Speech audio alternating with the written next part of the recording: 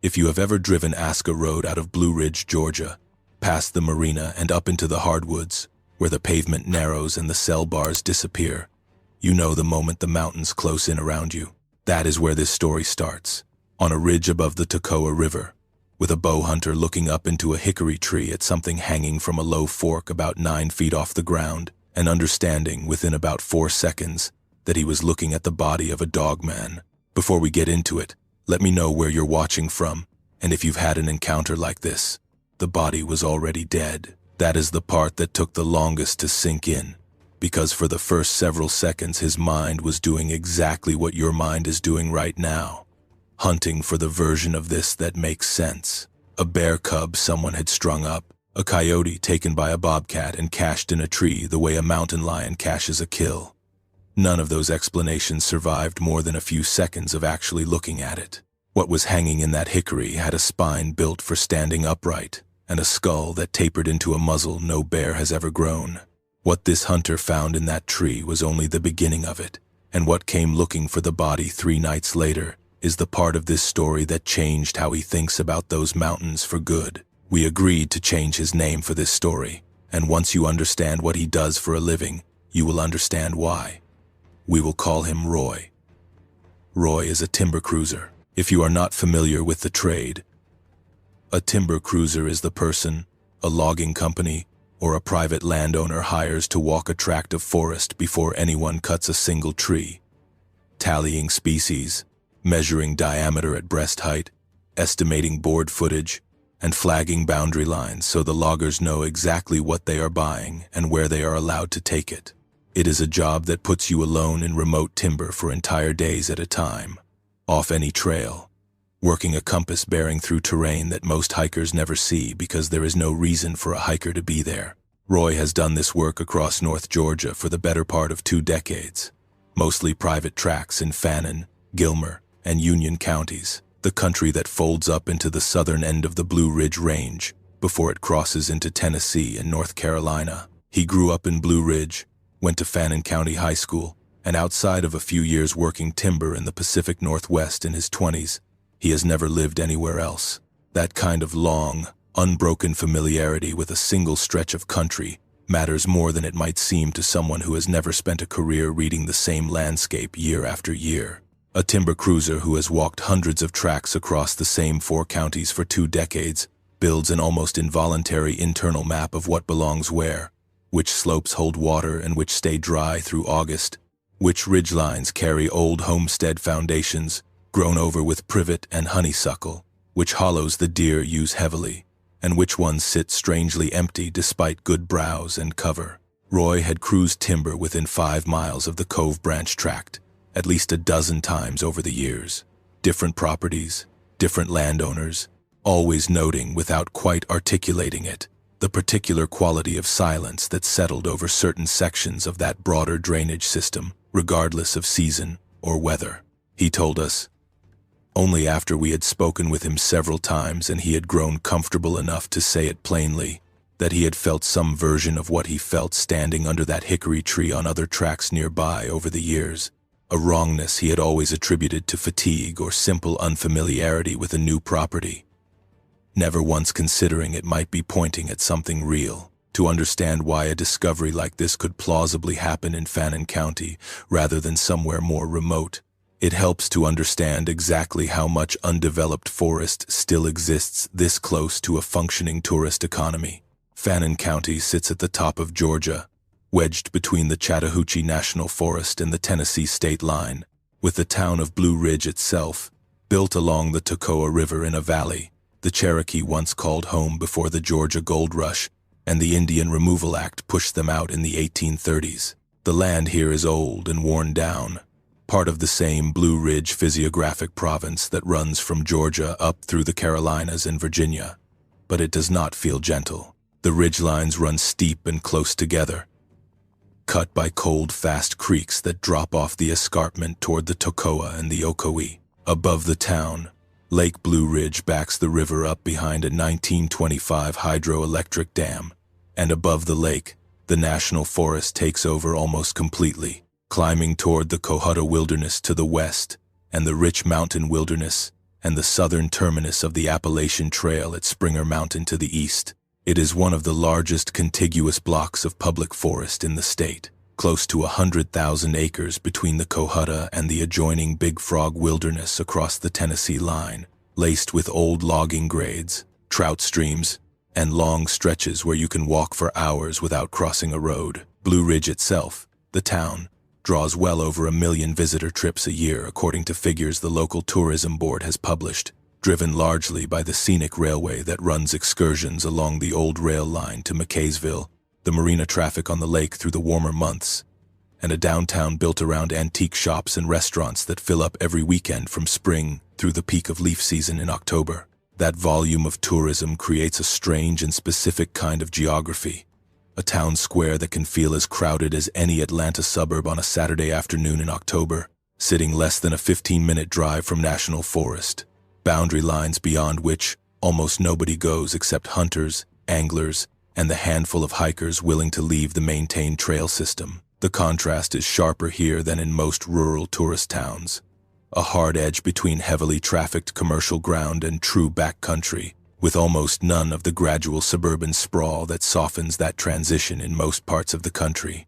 Roy has pointed out to us more than once that a person could eat lunch on the crowded patio of a Blue Ridge restaurant and be standing alone on a ridge inside genuine wilderness less than an hour later, a proximity between crowd and true isolation that he believes explains, at least in part, how something like what he found could persist undetected for as long as it apparently has.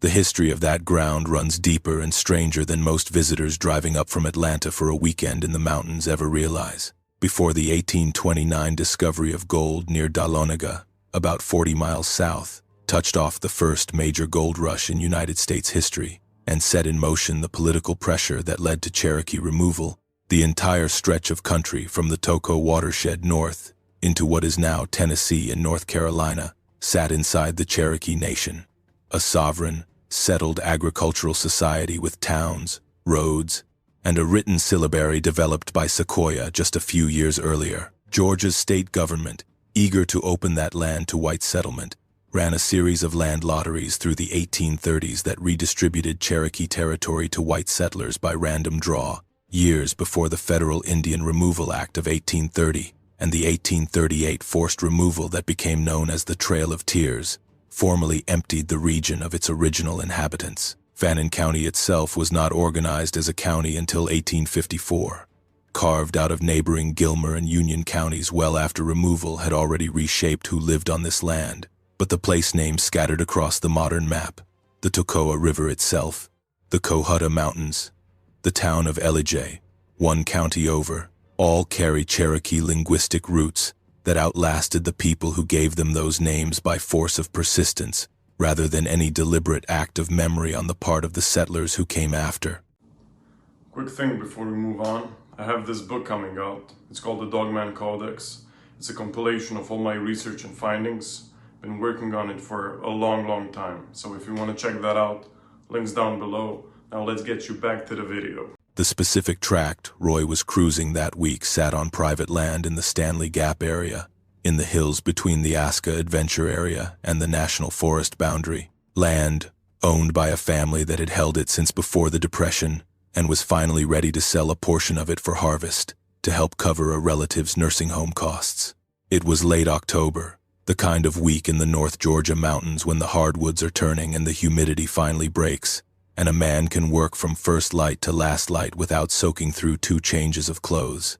Roy had been on the tract for 4 days already, working a grid of compass lines up from the access road, tallying yellow poplar, white oak, and a stand of shortleaf pine on the drier south-facing slope. He was alone, which was normal. Timber cruising is solitary work by design. You carry a clinometer, a diameter tape, an aerial map printed from the county GIS system, a compass, and a rifle, because black bears are common in that country, and because a man working alone in steep terrain wants something with him if he turns an ankle 2 miles from the truck.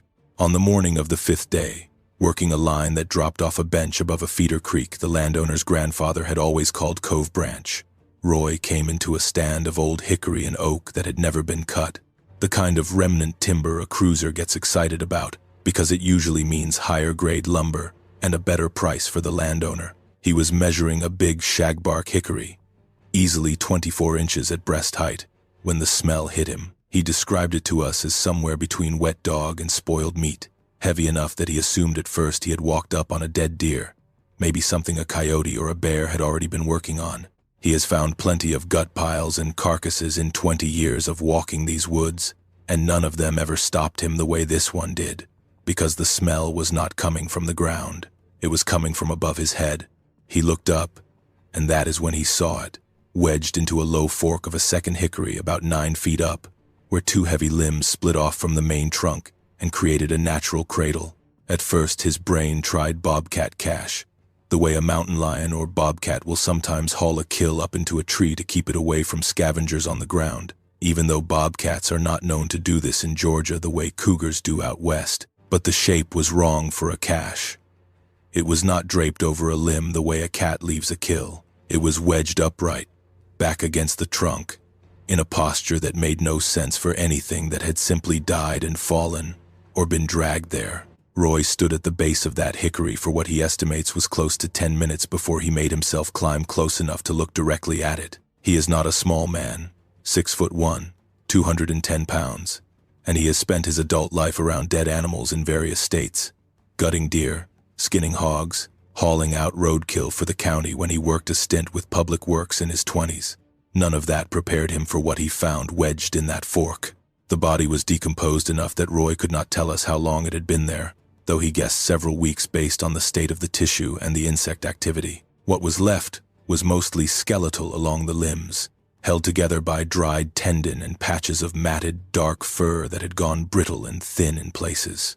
The skull was the part that told him what he was looking at, because a skull does not lie about what an animal is, even after everything else has rotted away. It was elongated, with a muzzle that tapered forward the way a wolf's or a large dog's does, but the brain case behind it was too large, domed higher than any canid skull Roy had ever seen on a coyote, or even the biggest timber wolf mounts he had looked at in hunting lodges up north. The jaw held teeth that were unmistakably canine, long curved canines at the front flanking a row of premolars, but the overall proportion of the skull to what remained of the body did not match anything in a Georgia field guide, and the body itself, even collapsed and dried as it was, had the unmistakable architecture of something built to stand upright. The pelvis was wrong for a quadruped. The femur, still articulated at the hip on one side, ran at an angle and a length that told Roy this thing's legs had been built for walking under it, not out to the side the way a bear's hind legs work even when a bear rears up. He did not touch it. He backed off maybe 30 yards, sat down on a downed log, and tried to figure out what he had just found. His first instinct, the one that any experienced woodsman reaches for first, was that something had killed a domestic dog, maybe a large mixed breed, and hung it in a tree, either as some kind of sick prank or as a predator's cache behavior nobody had documented. He walked the ground beneath the tree looking for drag marks, blood sign, anything that would tell him how the body got 9 feet off the ground. There were claw gouges in the bark of the hickory's trunk, deep, 4 evenly spaced grooves running from about waist height up to where the body was wedged, consistent with something climbing the tree while carrying weight, rather than something being thrown or dragged up from below. Roy photographed everything with his phone, the skull from 3 angles, the claw marks on the bark, the overall wedge position in the fork. He did not have cell service to send anything out from that hollow, so he finished the compass line he had been working, more out of professional habit than any real focus, and hiked back to his truck on the access road, with those images sitting on his phone the whole way down. That night, back at his house outside Blue Ridge, he sat at his kitchen table and looked at the photographs for a long time before he showed his wife. When he finally did, she looked at the skull image for a few seconds and asked him what kind of dog gets that big. He told her he did not think it was a dog. She asked him what he thought it was, and Roy told us that was the first time he said the word out loud, sitting in his own kitchen, not fully believing he was saying it. Dogman. He had grown up hearing the word the way most people in the mountains have, mostly as a joke, mostly attached to some story a hunting buddy told about something that spooked his hounds on a coon hunt. He had never taken it seriously. looking at that skull on his phone. He was not laughing. The next morning, Roy called the landowner and asked permission to bring a friend back onto the track to look at something he had found. The landowner, an older man in his 70s who had grown up hunting that same ground, did not ask many questions, which Roy found strange until the man said one thing that stuck with him. He said his own father used to tell him to stay off the north slope above Cove Branch after dark, that there was something up there that had been there longer than the family had owned the land, and that his father had refused to explain what he meant beyond that. Roy had cruised timber for that family for 6 years and had never heard this before. He had simply never asked. The friend Roy brought back with him 2 days later was a man we will call Grady, a retired Georgia Department of Natural Resources wildlife biologist who had spent 31 years working deer and turkey population surveys across the North Georgia mountain region before retiring in 2019. Grady still consults informally for landowners doing habitat work, and Roy trusted him because Grady had forgotten more about what does and does not live in these mountains than most people would ever learn. When Roy showed him the photographs on the drive up, Grady did not say much. He wanted to see it himself before he committed to an opinion, which Roy respected, because that is exactly the kind of caution a good field biologist carries into everything. They hiked back up to the hickory stand together on a Thursday afternoon. The body was still there, undisturbed as far as Roy could tell, though the smell had faded considerably in the 2 days since his first visit. Grady stood under that tree for a long time without saying anything, working a small flashlight beam over what remained of the skull and the exposed portions of the skeleton without touching any of it.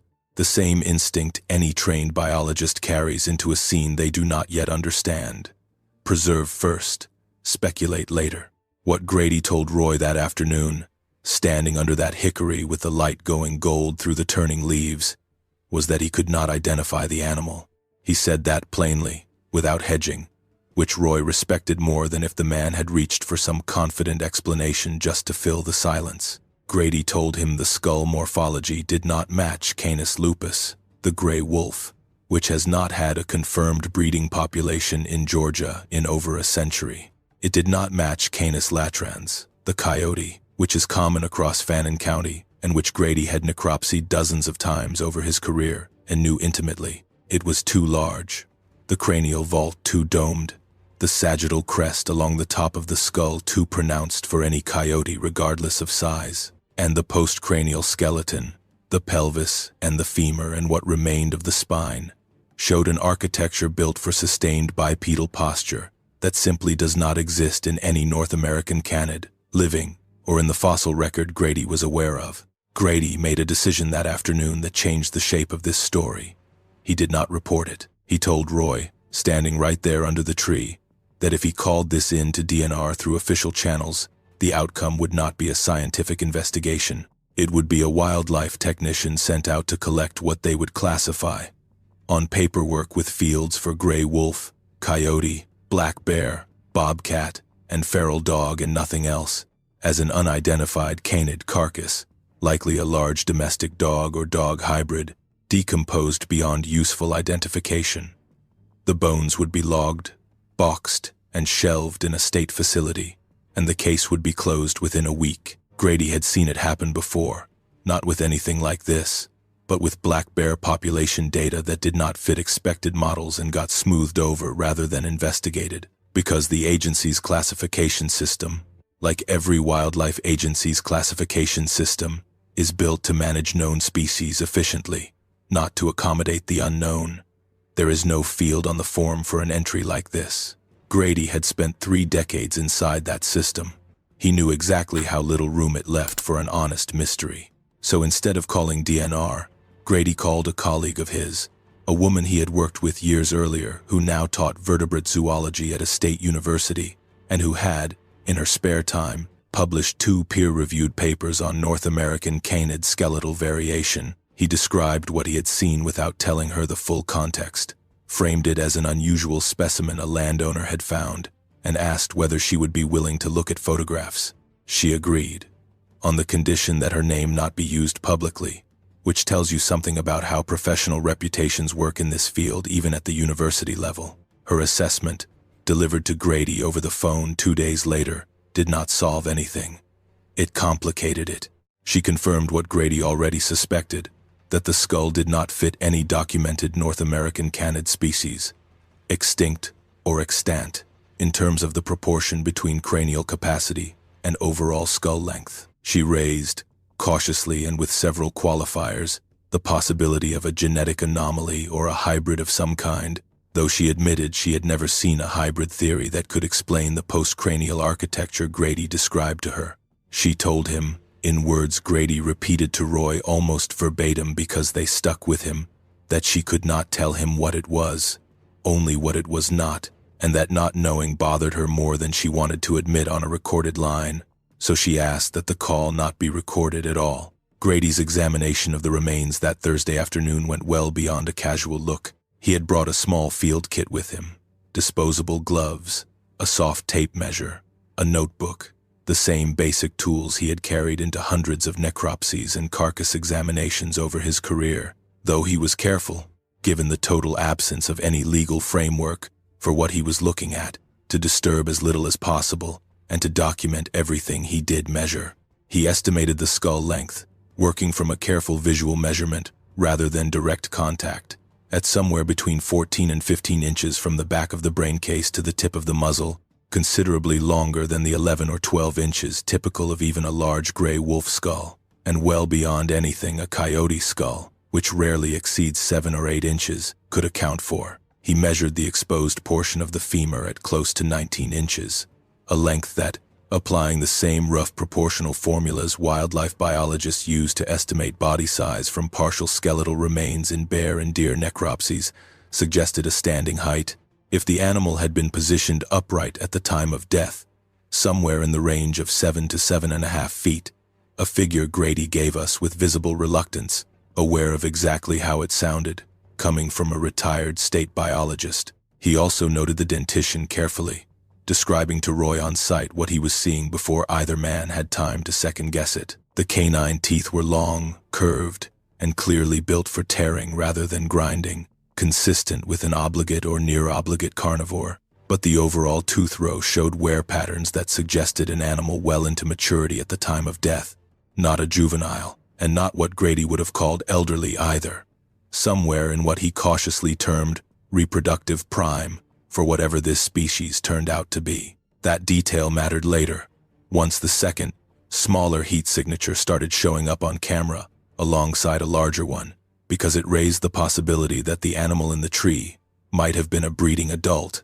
and that its death, whatever the cause, might have left a gap in a social structure that the surviving members were still actively responding to weeks and months afterward. What killed it is a question neither man has ever been able to answer, and Grady was explicit with us that he does not want to speculate publicly beyond what the physical evidence actually supported. There was no obvious sign of gunshot trauma, no fracture pattern consistent with a vehicle strike, nothing that suggested human involvement of any kind. Grady's best guess, offered only when we pressed him directly and framed heavily with qualification, was old age, disease, or conflict with another member of its own population, the same range of causes that account for the overwhelming majority of natural deaths in any wild carnivore population Grady had studied across his career. He was careful to note that guessing at cause of death from a partially decomposed specimen he examined for less than an hour, without a single tool a real necropsy would require, was barely worth calling an educated guess at all, closer to a placeholder for the genuine uncertainty both men were sitting with.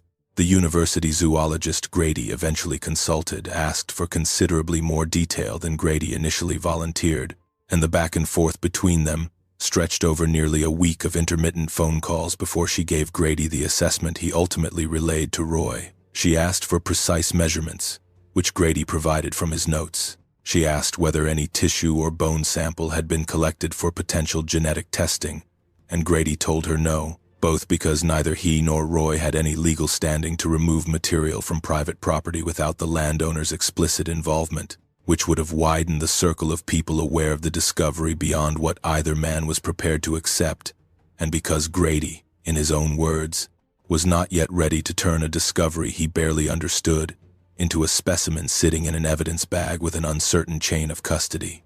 She pushed back on that decision more than once during their calls, telling him that without a genetic sample, this would remain permanently unresolvable.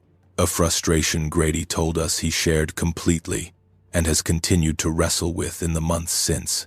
Roy and Grady left the body where it was. This was Grady's call, and it was a decision Roy has second-guessed many times since, though he has come to understand the reasoning.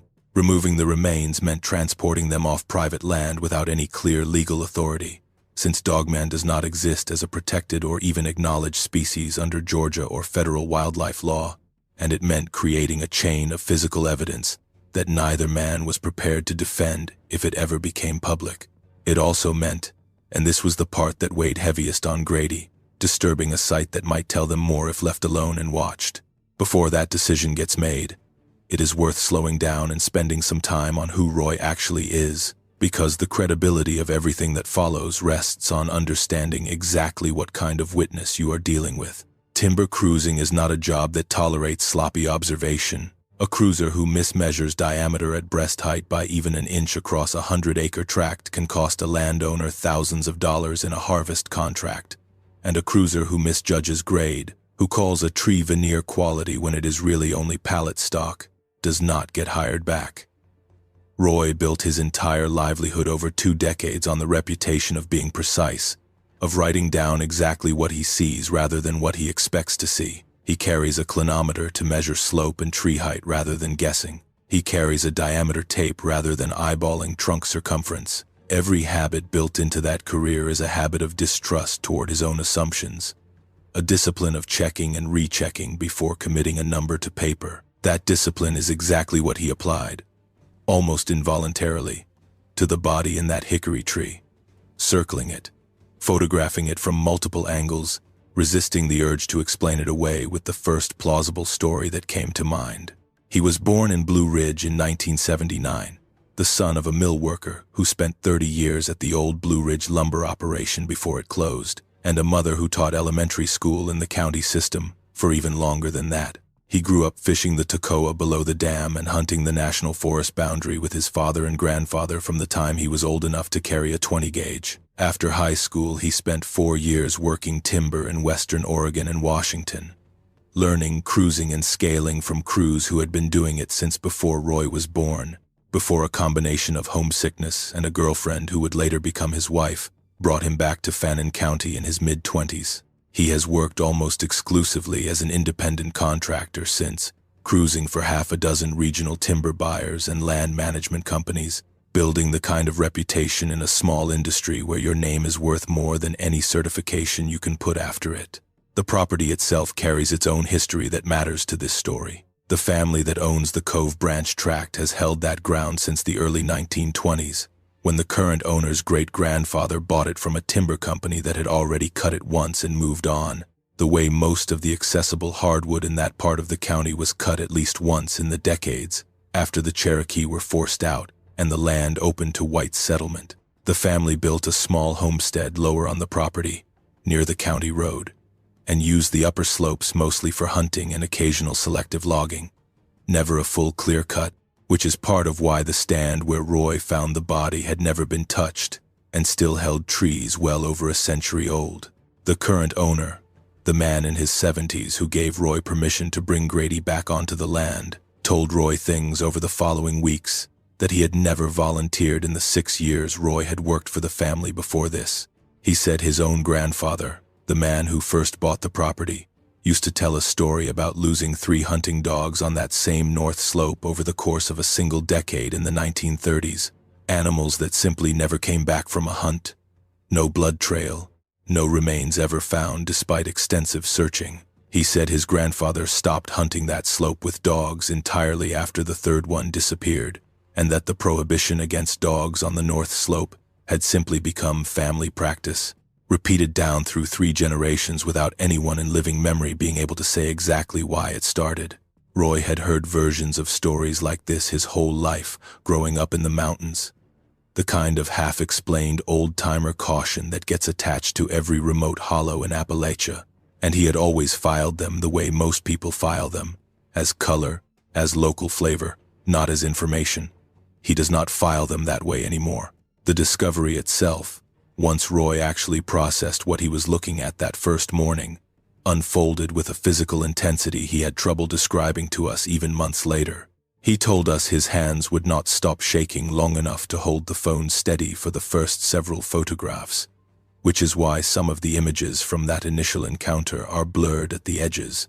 He told us his mouth went completely dry within the first minute, a physical response he associates now, unfairly or not, with every subsequent trip back up that slope. He said the smell was the detail that came back to him unbidden for weeks afterward, catching him off guard at odd moments entirely unrelated to the case, cooking meat on his own grill, walking past a dumpster behind a restaurant in town, his brain flagging the association before his conscious mind caught up to explain it away. There was a physical toll to those first few days that went beyond the smell. One Roy did not fully register until his wife pointed it out to him weeks later.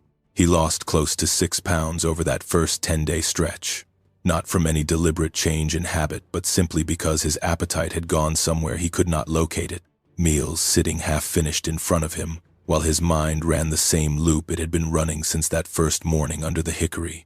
He also noticed, and mentioned to us, almost as an aside, that his hands developed a faint, intermittent tremor during that period that had nothing to do with cold or exertion, the kind of thing he associated with men twice his age rather than a fit, healthy man in his early 40s who had never had a health scare worth mentioning in his life. It passed, eventually, sometime around the point Grady brought in the university zoologist, and the investigation gained something closer to structure and shared purpose. But Roy told us he has never fully forgotten how quickly and how completely his own body betrayed him in those first days. A reminder that whatever else this experience turned out to mean, it had announced itself first and most forcefully as something his physical self recognized as a genuine threat, long before his mind had caught up enough to start asking what it actually was. What he did not do, and what he has thought about many times since, was call anyone that first day beyond his wife that evening. He sat with it alone for nearly 18 hours before speaking to another living person about what he had found, working the rest of his compass line that morning on something close to autopilot, professional habit, carrying him through measurements and tallies. His conscious mind was barely registering. He told us that in hindsight, that 18 hours of silence taught him something about how this entire phenomenon perpetuates itself. He was already, within hours of the discovery, and without anyone telling him to, running the calculation that every witness in this field eventually runs.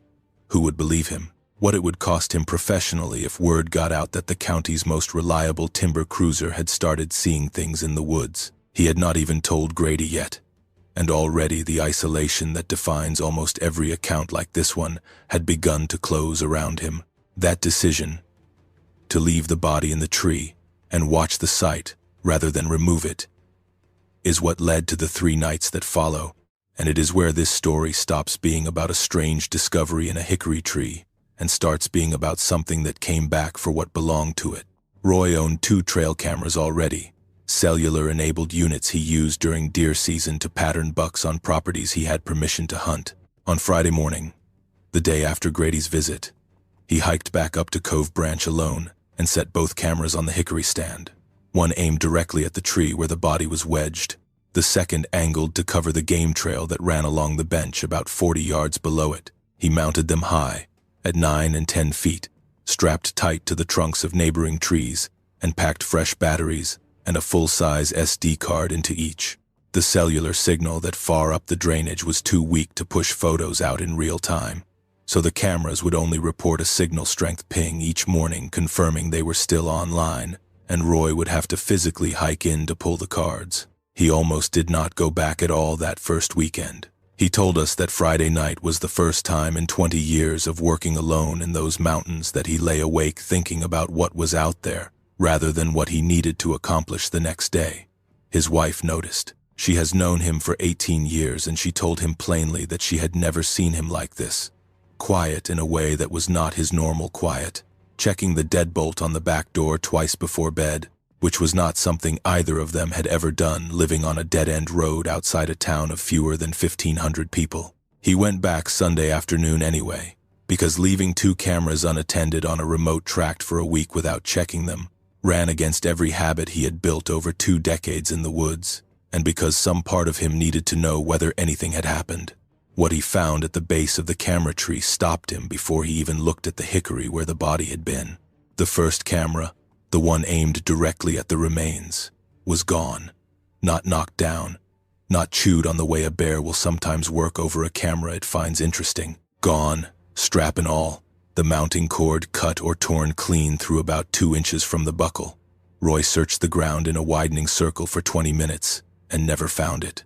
The second camera, 40 yards down the bench aimed at the game trail, was still in place, still strapped to its tree, and its light was blinking the slow, steady pattern that meant it had power and had been recording. He pulled the card from the surviving camera right there in the woods, rather than wait until he got back to cell service, kneeling at the base of the tree with his laptop bag because he could not make himself wait. What that second camera had captured, over the 2 nights since he set it, is the piece of evidence that changed everything about how Roy understood what he had stumbled into. The first usable clip came from Friday night, time-stamped in the small hours of the morning, though Roy is careful now never to repeat the exact time on the file itself, because a specific timestamp sounds like manufactured precision, and what mattered was not the minute but what the camera caught. Before he ever got to that second clip, Roy spent a long stretch of that Sunday afternoon just sitting with the first one, replaying the 4 seconds of low,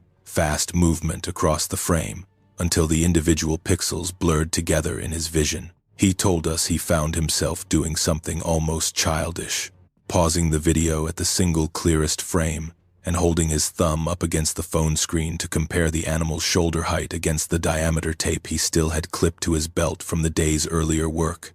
A rough, almost desperate attempt to pin some kind of physical scale onto something his mind kept sliding away from. The comparison told him nothing definitive. The angle was wrong and the distance made any real measurement meaningless. But the act of trying, he said, was the only thing that kept him functional enough to finish reviewing the rest of the card, rather than simply shutting the laptop and walking away from the whole situation. A shape moved through the frame, low and fast on all 4s, there and gone in the time it takes to draw a breath, close enough to the lens that the infrared flash caught the outline of a shoulder and a haunch, but not enough to resolve detail. Roy watched it 11 times before he could describe it to us with any confidence. And even then, what he settled on was simple, big, fast, built wrong for a deer, wrong for a bear, wrong for anything with 4 legs that belonged in that stand of hardwoods. The second clip is the one that matters. It came almost 2 hours later on the same card, and it showed the shape again, except this time it stopped inside the frame instead of passing through it. What the infrared caught was an animal rising from all 4s onto 2 legs at the edge of the game trail. A transition Roy described as fluid, almost unremarkable, the way a person shifts their weight from a crouch to standing, rather than the awkward rearing motion of a bear coming up to look around. Once upright, it stood taller than the sapling beside it, a young poplar. Roy had measured himself during his cruise, and knew from his own notes, stood right around 6.5 feet, at the point where the trunk crossed the frame. Whatever stood beside it that night cleared the top of that sapling by a clear margin.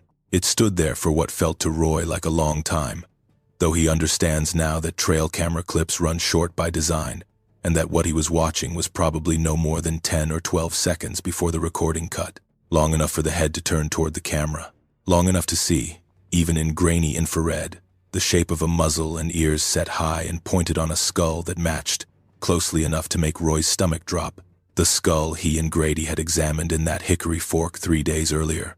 Then it dropped back to all 4s, and the frame emptied, and the second camera kept faithfully recording nothing at all for the rest of the night. Before he called Grady, Roy spent close to 2 hours that Sunday night, sitting alone in his truck bed with a headlamp and his laptop, watching those 2 clips over and over, trying to apply the same disciplined observational habits he used on standing timber to what he was seeing on the screen. He made himself note details the way he would note a tree's grade, resisting the pull toward pure emotional reaction. The animal's gait in the first clip covered ground low and fast in a manner he compared, after some thought, to the way a large domestic dog moves at a dead sprint rather than the bounding lope of a coyote or the rolling gait of a bear. except scaled up to a size that made the comparison feel almost absurd even as he made it. He tried, at one point during that Sunday evening review, to line the footage up frame by frame against a video he found on his own phone from several years earlier. A clip he had taken of his neighbor's mixed-breed mastiff crossing a yard at a dead run chasing a thrown ball, hoping the side-by-side comparison would either confirm his growing suspicion or talk him back down from it. It did neither cleanly. The stride length and the overall rhythm of the gait carried a rough family resemblance. The same basic mechanics of a heavy quadruped covering ground quickly, but the proportions were wrong in a way Roy could see even without any formal training in comparative anatomy. The legs too long relative to the body. The whole silhouette stretched into something that did not sit comfortably next to a house pet bred over centuries for an entirely different purpose. He deleted the comparison video afterward, he told us. It had not proved anything either way. Having it sitting on his phone next to the other footage simply made the whole situation feel too real in a way he was not ready to carry around with him during an ordinary workday. In the second clip, the moment of transition from 4 legs to 2 struck him as the most unnatural part of the whole sequence. It did not look awkward at all. It looked completely unremarkable. The kind of effortless postural shift that told him this was not an animal rearing up on its hind legs, the way a bear or a raccoon will do briefly to look around before dropping back down. This was an animal for whom upright posture was simply one more available position, as natural to it as sitting down is to a person. He also noted, and mentioned to Grady the next morning before showing him anything, that the animal in the second clip never appeared, startled by the camera's infrared flash, a detail that mattered to him because every other species his cameras had ever captured over 15 years of deer season use. Deer, raccoon, bobcat, even black bear, showed some visible reaction to the sudden burst of invisible light, triggering the shutter. A flinch, a head snap, sometimes a full bolt out of frame. This animal showed nothing. It turned its head toward the lens, with what Roy, choosing his words carefully, described as deliberate attention rather than startled reaction. The difference between a person noticing a flash out of the corner of their eye and a person turning to look at a flash because they already understood what caused it and wanted to see the source. Roy did not sleep that Sunday night either. He called Grady first thing Monday morning and drove the footage over to his house rather than try to describe it over the phone. Grady watched both clips several times, and when he finally spoke, he told Roy a detail that reframed the entire situation for both of them. He said the missing camera was not an accident, and it was not curiosity. Whatever took it had gone straight to the camera aimed at the body, ignored the second camera entirely on that first pass, and removed the one piece of equipment that was documenting what belonged to it. That is not the behavior of an animal investigating a foreign object in its territory out of instinct.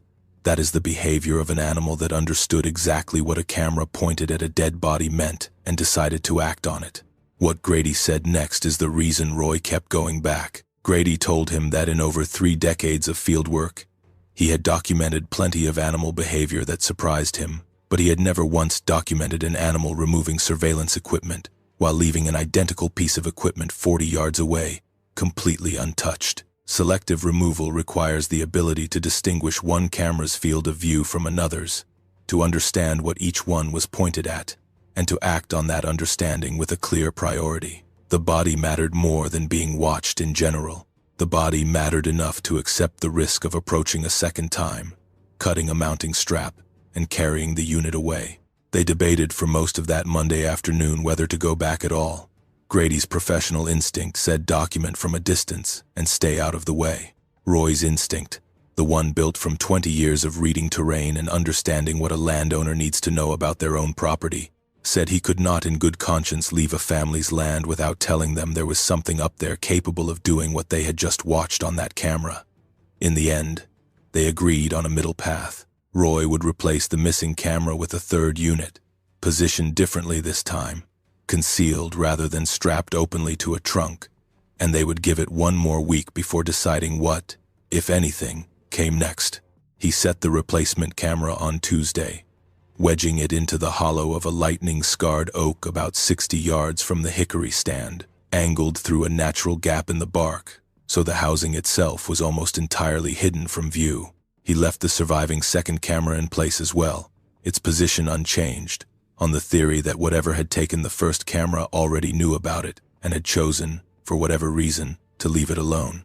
The week that followed was the longest of Roy's professional life. He kept working other tracks for other clients, because a timber cruiser who stops taking contracts stops eating. But every evening he found himself thinking about that hollow oak on the bench above Cove Branch and what might be walking past it in the dark. His wife started asking him more directly what was going on, and by the middle of that week he told her almost everything, holding back only the parts he was not yet sure he believed himself. She did not tell him to stop going back. She told him to be careful, and she started leaving the porch light on every night whether he was home or not, which she still does.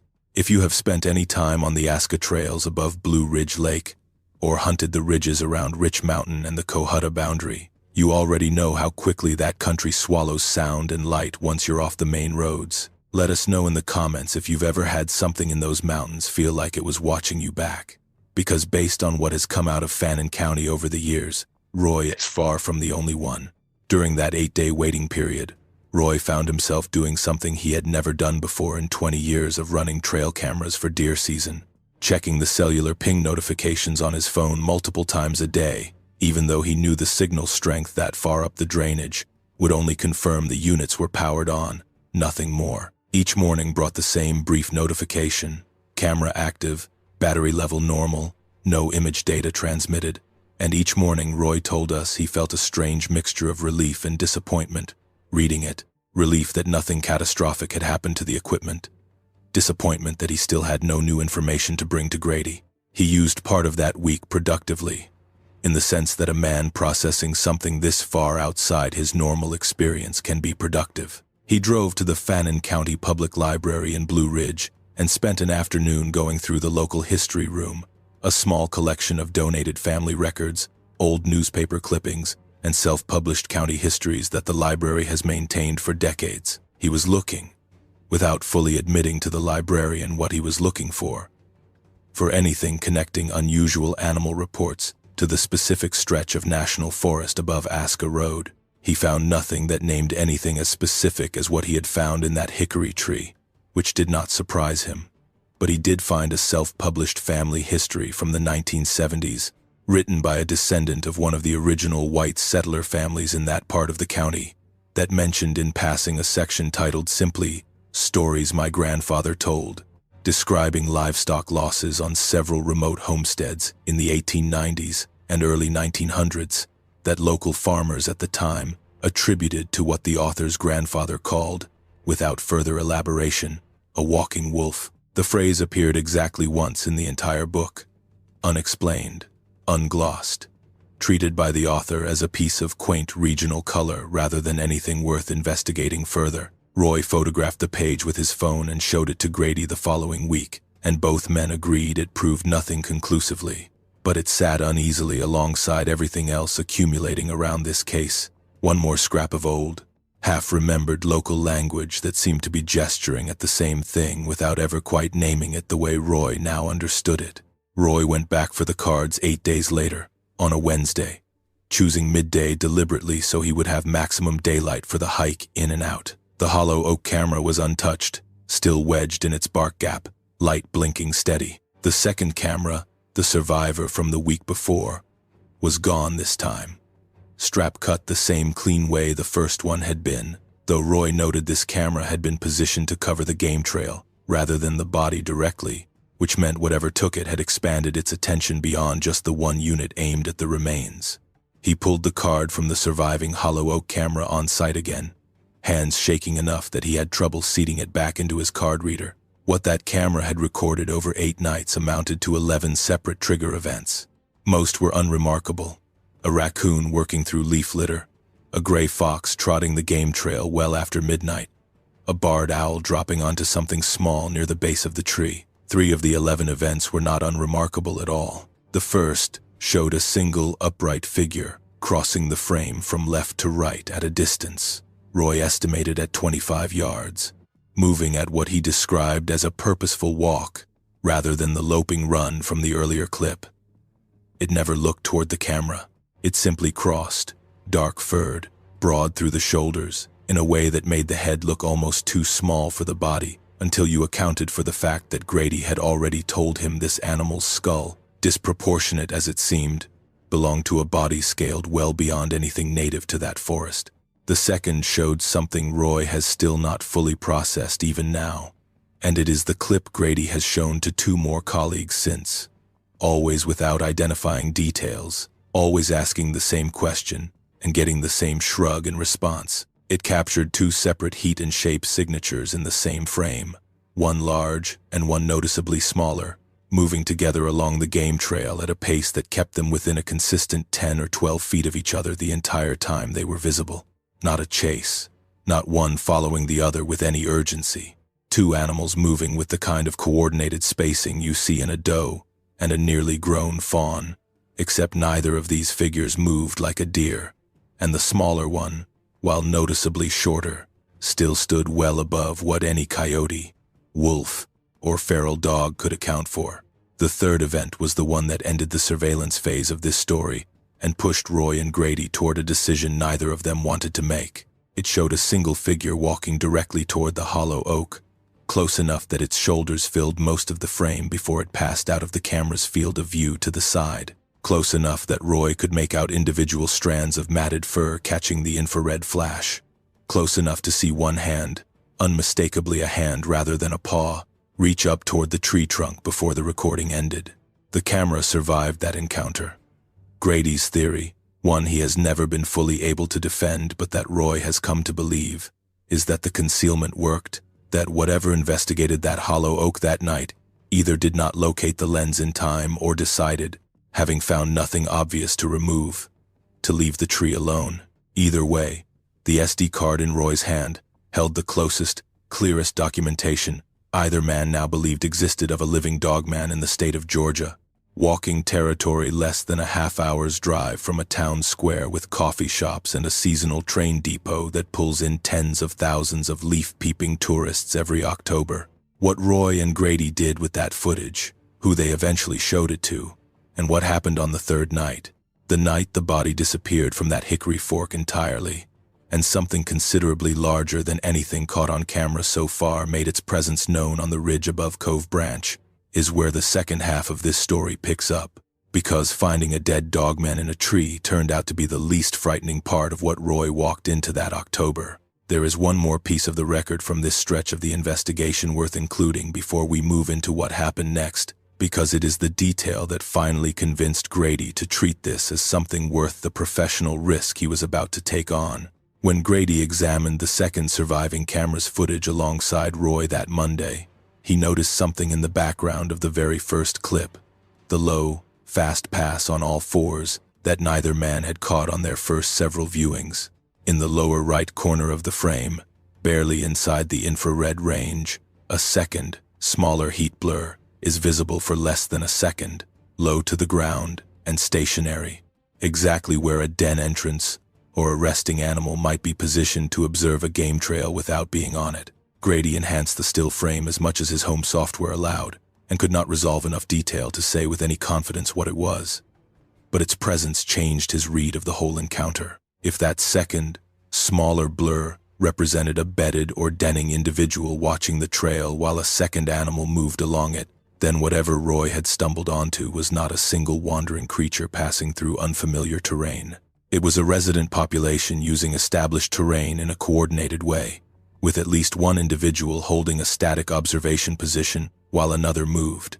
That is not the behavior of a lone anomaly. That is the behavior of a family group defending and using a home range, the same way a wolf pack or a bear so with cubs defends and uses a home range, except built around a species no wildlife agency in the country has ever formally acknowledged exists. Grady made one more call before they decided what to do next.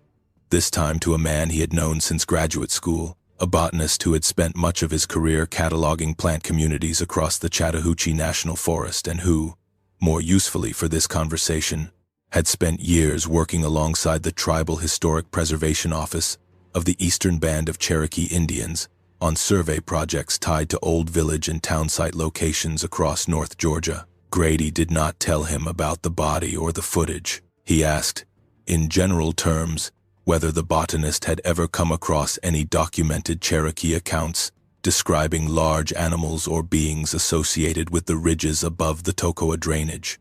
The answer he got back, relayed to Roy a few days later, was careful and limited in exactly the way you would expect from someone respecting the boundaries of information that does not belong to him to share freely. The Cherokee homeland before removal covered most of what is now North Georgia, including the entire Toccoa and Ocoee watersheds, and the tribal nation's own historical accounts describe specific mountain locations that were treated with particular caution, places associated with what ethnographers who worked with Cherokee communities in the 19th and early 20th centuries recorded as beings inhabiting the high, remote balds and gaps, tied to the broader Cherokee cosmology of an upper world, a middle world where humans live, and an underworld associated with certain animals and spirits. The botanist would not name a specific being or attach a specific story to the Cove Branch drainage, because that was not information that belonged to him to disclose.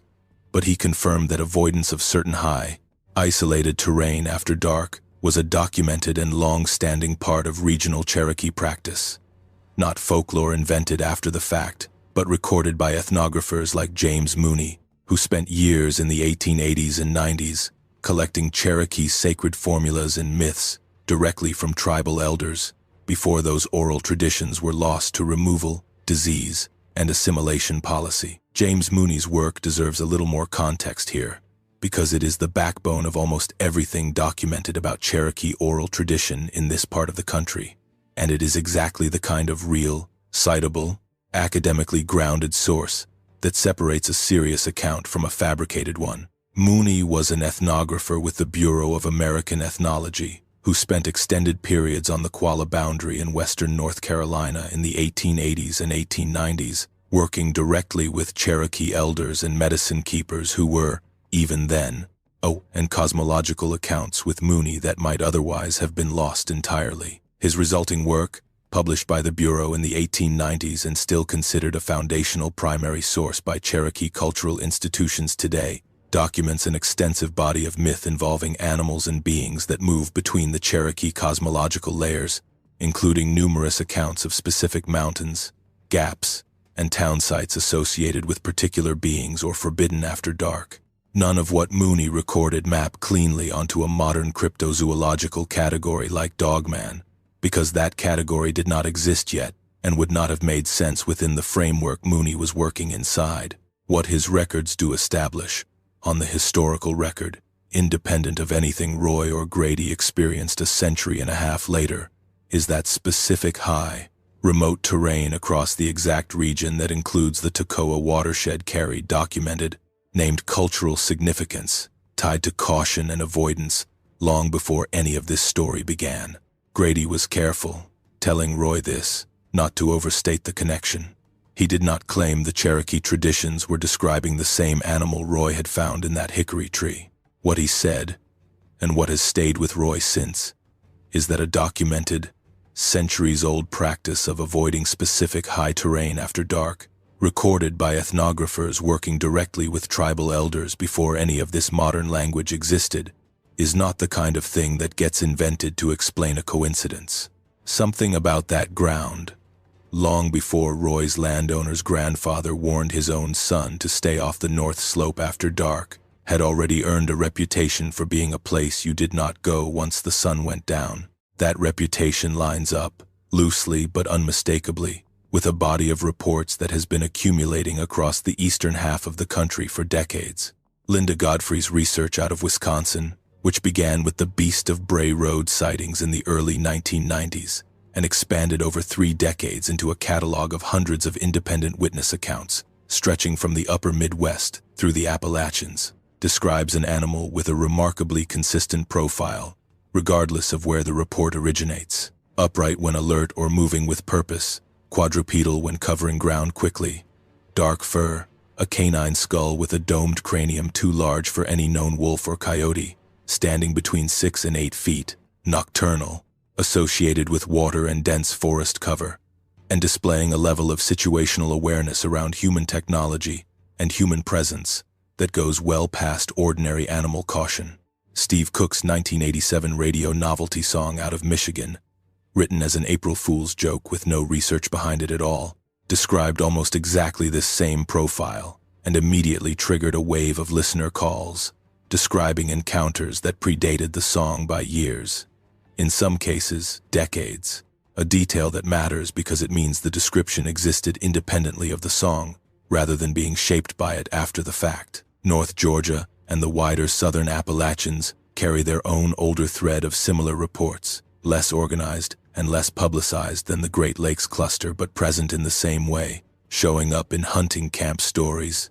In the Cherokee-adjacent folklore of the Wampus cat, that early Scots-Irish settlers absorbed and reshaped from indigenous source material they only partly understood, and in scattered accounts from hunters and hikers across the Chattahoochee and Nantahala forests, describing something upright, canine, and far too large moving through timber where nothing that size should exist. None of this proves what Roy found in that hickory tree. What it does is place a single, isolated, deeply strange discovery inside a much larger pattern, one that spans terrain from Wisconsin to Georgia, and testimony from witnesses who never met each other and had no way to coordinate a story. And that pattern is what turns one man's impossible afternoon into something worth taking seriously. The Wampus cat comparison is worth pausing on for a moment, because it illustrates exactly how folklore mutates as it passes between cultures, and why researchers in this field are careful to distinguish borrowed, reshaped legend from documented,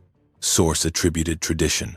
Popular retellings across Appalachia describe the Wampus cat as a half-woman, half-cougar spirit, a story that shows up in tourist shops and local color pieces throughout East Tennessee and North Georgia. But the folklorists who have actually traced its origins point to fragments of genuine Cherokee and Catawba source material describing very different beings, reshaped and simplified over generations of retelling by settlers who preserved the general shape of a warning while stripping out the specific cultural context that gave it meaning. That process, borrowing without understanding, distorting without documentation, is precisely why Grady leaned on Mooney's directly sourced ethnographic record rather than on popular folklore when he tried to understand what the botanist had told him about the Tocoa drainage. It is also why neither Grady nor Roy has ever claimed the Cherokee tradition describes their specific animal. What they claim, carefully and only that much, is that a documented, source-attributed practice of avoiding specific terrain sits on the same ground where they found a body they cannot otherwise explain, and that correlation, however imperfect, is worth taking seriously rather than dismissing. By the second week of November, Roy and Grady had made a decision.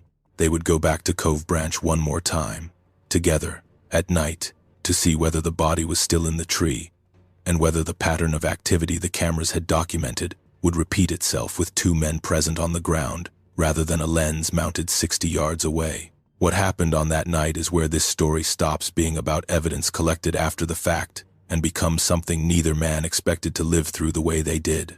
One detail from that first week is worth including here because Roy has never been able to explain it satisfactorily even to himself. On the third night after the discovery, before he had told anyone besides his wife, he woke a little after 3 in the morning to what he described as a specific, isolated sound outside his house, on the dead-end road, where he and his wife have lived for 15 years.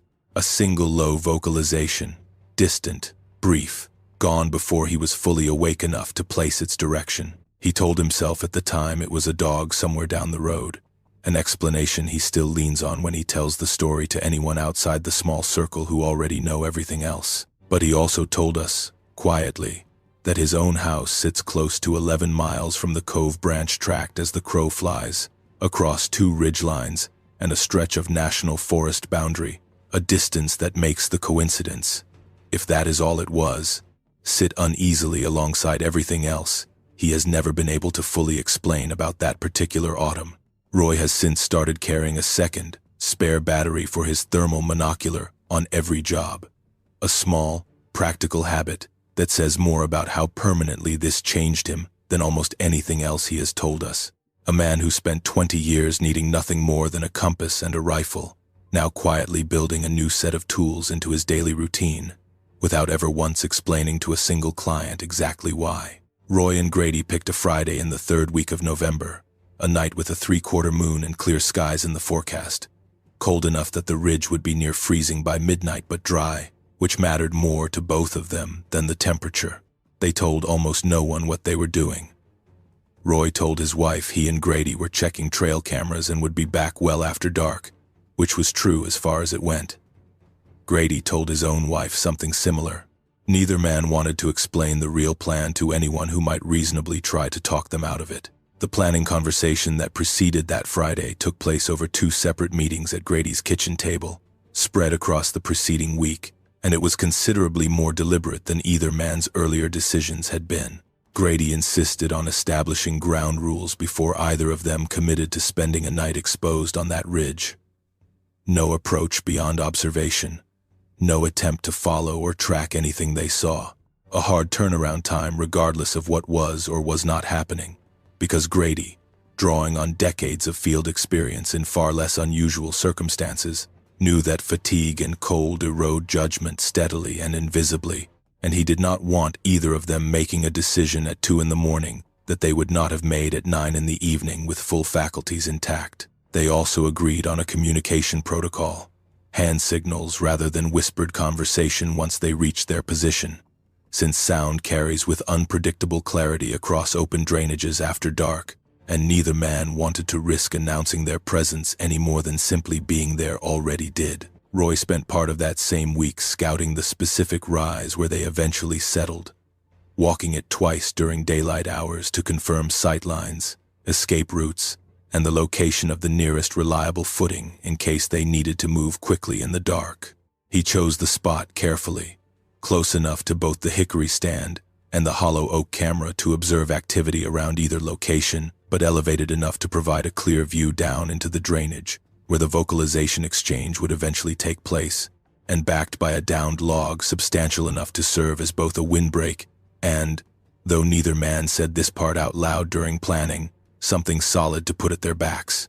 They hiked in before sunset, while there was still enough light to move confidently along the bench above Cove Branch, without headlamps giving away their position early. Roy carried his rifle, a 30-06 he had hunted with for 15 years, along with a thermal monocular he had borrowed from a friend who did nuisance hog control for local landowners, a piece of equipment Roy had never needed for timber work but had started carrying in the weeks since the first camera went missing. Grady carried a video camera with a low-light sensor, a legal pad, and, Roy noted with something between amusement and unease, absolutely no firearm at all, which Grady explained by saying that in 31 years of fieldwork, he had never once needed one and did not intend to start that night.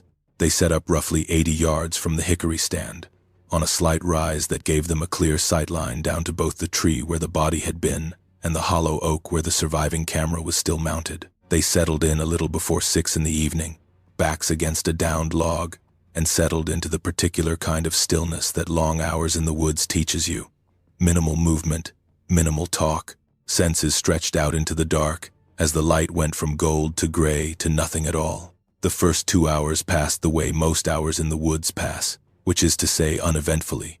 An owl worked the drainage below them. Something, probably a raccoon, moved through leaf litter close enough to make both men tense before it revealed itself as exactly what it sounded like.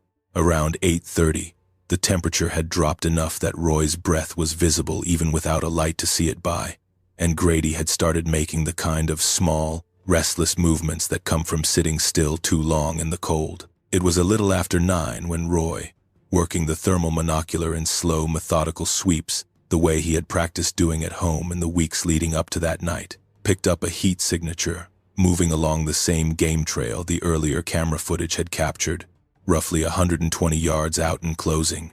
He did not say anything at first.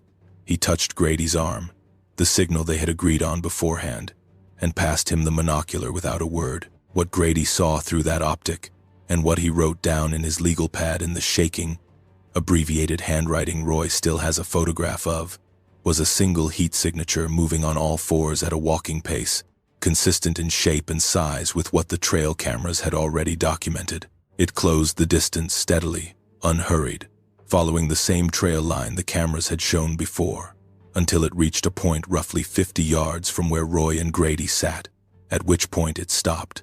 Roy took the monocular back at that point, because a man who has hunted his whole life trusts his own eyes over anyone else's description, and what he watched through that optic over the next several minutes is the part of this story he has told the fewest number of times. Because every time he tells it, he has to relive exactly how it felt. The shape rose from all fours onto two legs, the same fluid, unremarkable transition the earlier footage had captured, and stood facing directly toward the rise where Roy and Grady were positioned. It did not move closer. It did not vocalize. It simply stood there, heat signature steady against the cold background of the forest floor, for what Roy estimated afterward at close to 4 minutes, though in the moment it felt considerably longer than that. Then, without any obvious trigger that either man could identify, it dropped back to all fours and moved off the trail entirely, cutting downslope toward the creek bottom and out of the monocular's effective range within seconds. Roy kept the optic trained on the last point of contact for several more minutes, and Grady, beside him, had stopped writing entirely, legal pad forgotten in his lap. In the minutes immediately following that 4-minute standoff, before either man had fully processed what they had just watched, Roy did something he later described as almost involuntary, a reflex built from 20 years of field habit, rather than any conscious decision. He noted, mentally, and then on paper once they were safely back at the truck, every detail he could still hold on to before the adrenaline scrambled his memory of it. The exact compass bearing from their position to the point where the figure had stood, the estimated distance confirmed against known reference points he had scouted earlier that week, the duration of the encounter measured against the second hand of his watch, rather than his own unreliable sense of elapsed time. He told us this habit, more than anything else, is what allowed him to give Grady a coherent account, rather than a jumbled impression once the immediate shock had passed. The same discipline that had served him for 2 decades, measuring standing timber now applied, almost by muscle memory, to measuring an encounter with something that should not exist.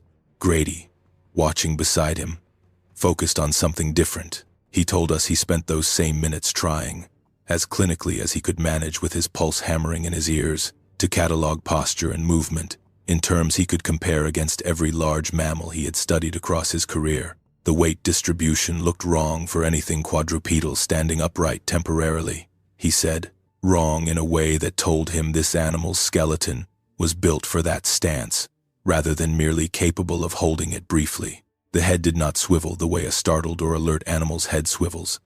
In short, reactive jerks, scanning for the source of a threat. It moved with a slower, more deliberate rotation, the kind of movement Grady associated, uncomfortably, more with a person taking in a scene than an animal reacting to one. They might have called it there, packed up, and hiked out satisfied with what they had witnessed, if not for what happened roughly 40 minutes later. Grady heard it first, a low, rolling vocalization from somewhere down in the creek bottom. Nothing like a coyote's yip and howl chorus or the deep single note of a great horned owl, a sound with structure to it, rising and falling across what Grady described afterward as at least 4 distinct tonal shifts before it cut off.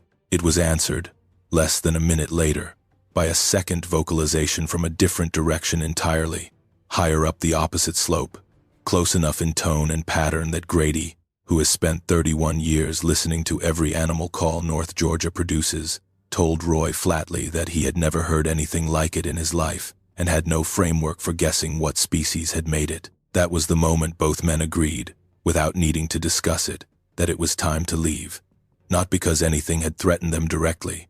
Neither animal, if there were only 2, had approached closer than that first 50-yard stop, but 2 vocalizing animals calling to each other from opposite sides of a drainage, with 2 men sitting exposed on a rise between them, was not a situation either man wanted to remain inside of a moment longer than necessary. They packed up in near silence, moving by feel more than by light, and hiked out to Roy's truck on the access road, using headlamps only once they were confident they had put enough distance behind them. In the days immediately after that night on the rise, both men separately tried to make sense of the vocalizations in a way that went beyond simple description. Grady, drawing on his training, tried to break down what he had heard into something closer to a bioacoustic account, the kind of structured notation he would have used decades earlier, documenting elk bugles or turkey yelps for a survey report.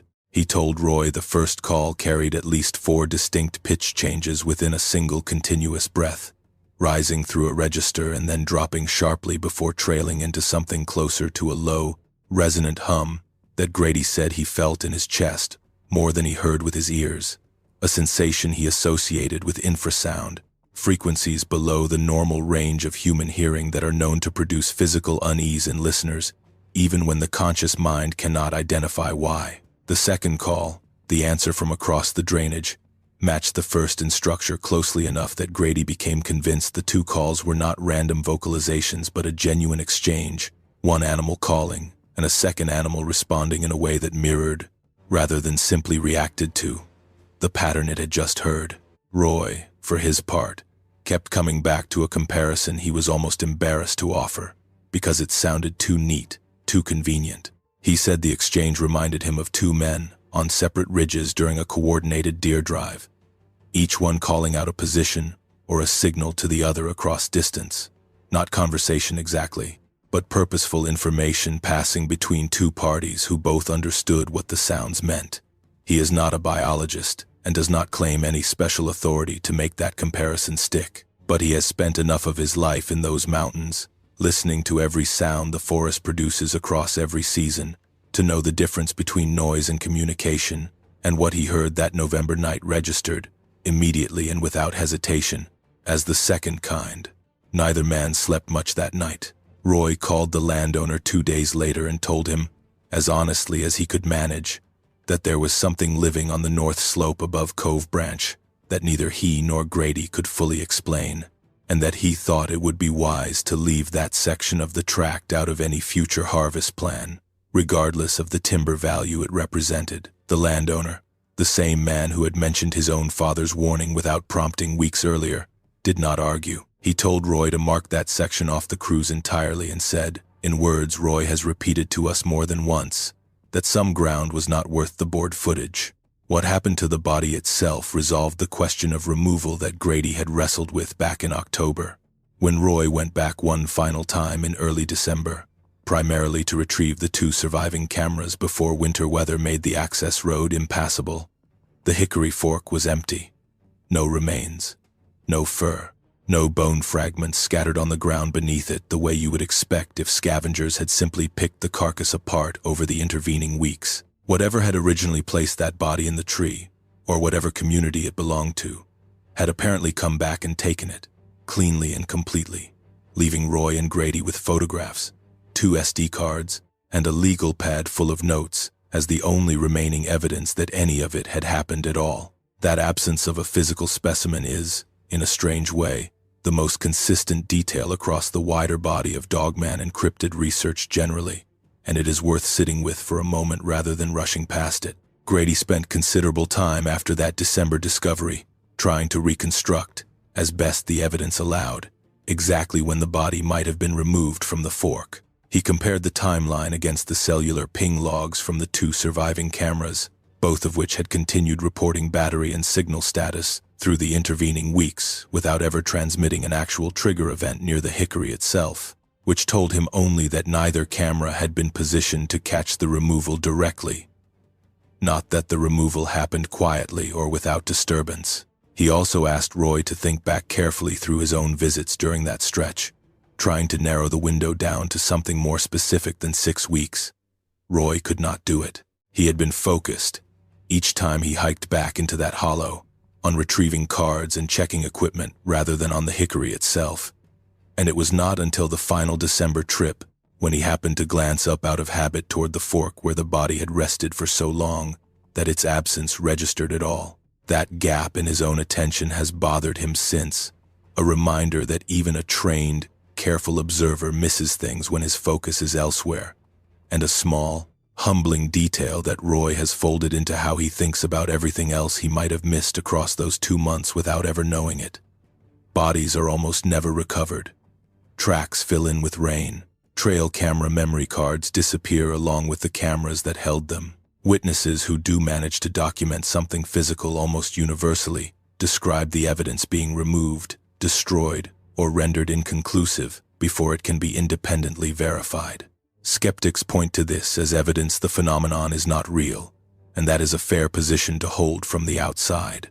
But if you take the premise seriously, even provisionally, if you accept for a moment the possibility that these are intelligent, territorial animals capable of recognizing what a camera does and what a dead member of their own kind hanging exposed in a tree might mean for their continued invisibility, then the consistent absence of physical evidence stops looking like a debunking and starts looking like exactly the kind of behavior an intelligent species would engage in to protect itself. An animal smart enough to selectively remove one camera while leaving an identical one untouched 40 yards away is an animal smart enough to understand that a body left hanging in a tree, in a stretch of forest a landowner might sell for timber at any time, was a liability that needed correcting. Why the body was there in the first place is a question Roy and Grady have never been able to answer with any confidence, and we should be honest about that rather than manufacture certainty neither man actually has. Grady's working theory, offered cautiously and only when pressed, draws on behavior documented in wolves and other social canids, where a pack will sometimes carry a deceased member's remains some distance from a den site before abandoning them. A behavior biologists still do not fully understand, but have observed repeatedly enough to document as real. Whether an animal capable of climbing a tree and wedging a body into a fork 9 feet off the ground was engaged in some version of that same instinct, or something considerably more deliberate that we do not have language for, is not something either Roy or Grady is willing to claim to know. What they are willing to say, and what Grady in particular has said to us more than once, is that whatever population exists in that stretch of forest above Cove Branch is not a single lost or wandering animal. The size variation captured across multiple camera events, the paired movement between what appeared to be an adult and a smaller individual, and the coordinated vocalizations across two sides of a drainage on the night of the stakeout all point toward a breeding, socially organized group, rather than an isolated anomaly. That is a harder thing to sit with than a single strange sighting, because a single sighting can be filed away as an unexplained afternoon. A breeding population means permanence. It means the animal or animals responsible for what Roy found in that hickory tree are not passing through Fannin County. They live there, the same way they may have lived there since long before Roy's landowner's grandfather told his own son to stay off that slope after dark. The same way. If the ethnographic record, the botanist pointed Grady toward, means anything at all, they may have lived there since long before the Cherokee were forced off this same ground on a trail that led west out of these same mountains nearly 200 years ago. The pattern Roy and Grady documented above Cove Branch does not exist in isolation, and it is worth walking through exactly how far this behavioral profile extends before returning to what it cost the two men who witnessed it firsthand. Linda Godfrey's cataloging work, which now spans more than 3 decades and hundreds of independent reports across a dozen or more states, consistently identifies 3 behavioral markers that show up again and again regardless of geography. A documented awareness of human recording technology that goes beyond simple animal wariness, a consistent pattern of retrieving or protecting deceased members of the same population, and a near-universal preference for withdrawal over confrontation, even when a direct physical advantage clearly exists on the animal's side. Every one of those 3 markers appears in what happened at Cove Branch. The selective camera removal, taking the unit aimed at the body while leaving an identical unit 40 yards away untouched, is textbook awareness of recording technology, not blind destruction but discriminating interference. The complete disappearance of the body from the Hickory Fork sometime between Roy's October visit and his December equipment retrieval matches, closely enough that Grady flagged it immediately, a category of behavior researchers in this field have described informally for years, without ever being able to study it directly. Something closer to a retrieval or a reclaiming than simple scavenging, given the total absence of scattered bone or fur that any actual scavenging event would have left behind, and the 4-minute standoff on the rise, followed by voluntary withdrawal from 2 exposed, armed strangers, tracks exactly the kind of restrained territorial display Godfrey has described across her entire body of work. An animal capable of ending an encounter through force, choosing instead to end it through demonstration and departure. The Georgia and Southern Appalachian thread of this broader pattern is thinner in the published record than the Great Lakes cluster Godfrey built her career on, but it is not absent, and the absence of a single dedicated researcher working the region the way Godfrey worked. Wisconsin does not mean the underlying reports do not exist. North Georgia hunting camps carry their own scattered oral history of encounters that never made it into any formal collection. Stories traded around a fire and rarely repeated outside that circle, in part because the same professional and social calculus that has kept Roy and Grady quiet has kept generations of hunters and woodsmen quiet before them. A retired Fannin County school bus driver, a woman in her 60s who agreed to speak with us only after Roy vouched for her, and who asked that we describe her simply as a longtime county resident rather than use any name at all, told us she watched something cross her bus route on a rural stretch of highway near the Cherry Log community, several miles east of the Cove Branch drainage, on a foggy morning in the mid-2000s.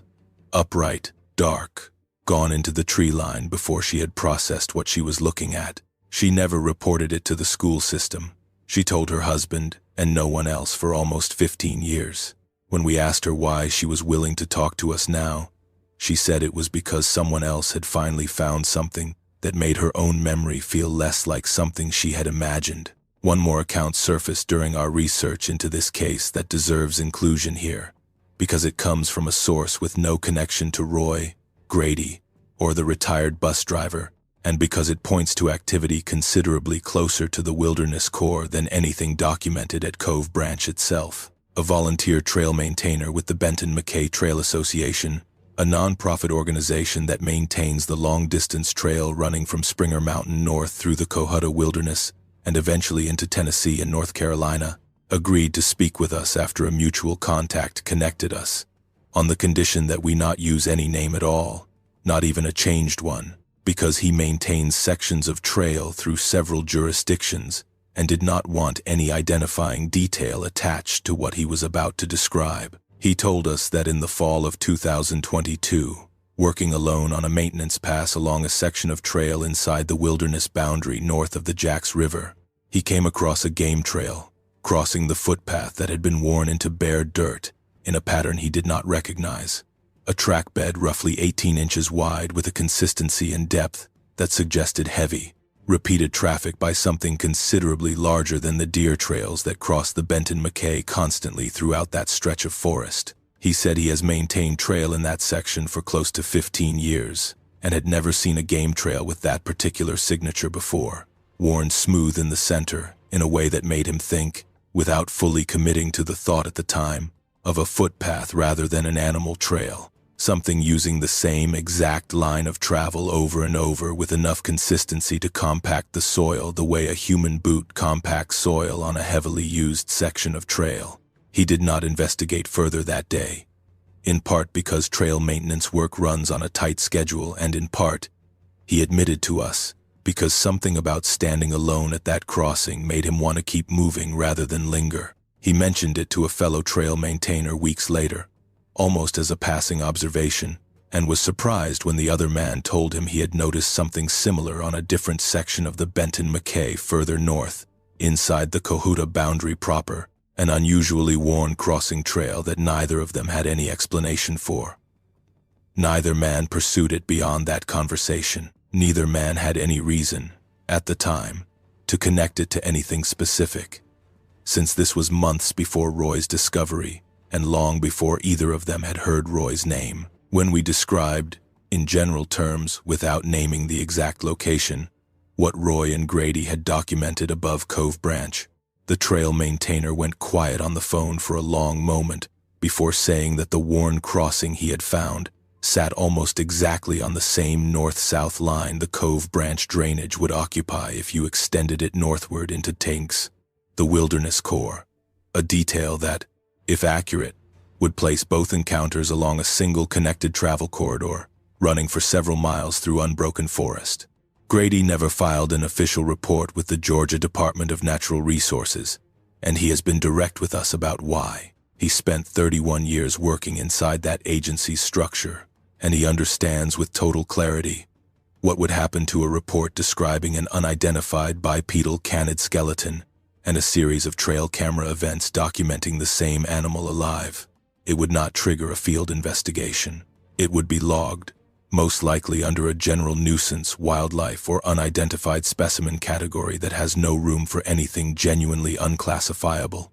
And it would sit there, unexamined, while the professional consequences for the retired biologist who filed it played out in a much more immediate way, in the phone calls that stop coming from landowners who no longer feel confident hiring a consultant who reports dogmen, in the quiet distance that would open up between him and colleagues he has known for 3 decades.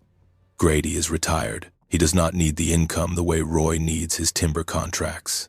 But he built a reputation over 31 years that he is not willing to spend on a report he already knows will accomplish nothing beyond ending his ability to be taken seriously by the people he still cares about being taken seriously by. It is worth being specific about the actual bureaucratic mechanism at work here, rather than leaving it as a vague gesture toward institutional reluctance, because the specificity is what makes this silence understandable, rather than sinister. The Georgia Department of Natural Resources Wildlife Resources Division maintains species observation and nuisance wildlife reporting systems built around a defined list of categories: black bear, coyote, bobcat, gray fox, red fox, feral hog, and a handful of others relevant to public safety and game management. There is no category, anywhere in that system, for an unidentified large bipedal canid, because building one would require the agency to formally acknowledge the existence of a species it has never confirmed through any accepted scientific process: a specimen, a genetic sample, a peer-reviewed identification. A field technician receiving a report like Grady's would have exactly 2 options under existing protocol: log it under the closest available category, most likely unidentified canid or feral dog, which would strip out everything that actually made the report significant, or escalate it informally to a supervisor who would face the same bureaucratic dead end 1 level up the chain. Nobody at any point in that process is acting in bad faith or attempting to suppress anything. The system simply was never built to hold what Grady would be trying to put into it. The same way a form with fields for length, width, and height has no place to record a color. Grady understood this not as an outsider speculating about how government agencies work, but as a 31-year insider who had filled out those exact forms thousands of times over the course of his career and knew precisely which boxes existed and which did not.